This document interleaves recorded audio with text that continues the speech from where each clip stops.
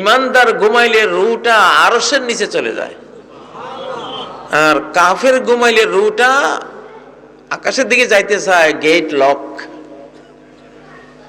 তার পারমিশন নাই। সে ঘুরেঘাড়ি করে পৃথিবীর পাহাড়ে জঙ্গলে এখানে সেখানে, তারে পারমিশন দেওয়া হয় না।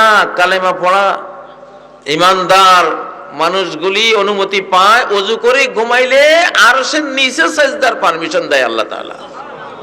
আর ওযু ছাড়া ঘুমাইলে আরশের একটু দূরে সেজদার অনুমতি দেন আল্লাহ তাআলা। হ্যাঁ, আপনি আপনার ছেলে, বাবা বা স্ত্রী ঘুমাইছে, তার রুটা কোথায়?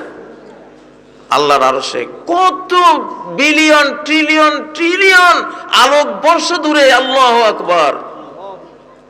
কোন যন্ত্র দিয়ে এখানে যাইতে যাইতে হাজার কোটি বছর গেলেও রাস্তা শেষ হবে না। অথচ আপনি একটু খোঁচা দিলেন, চোখের পলকে রুটা চলে আসলো।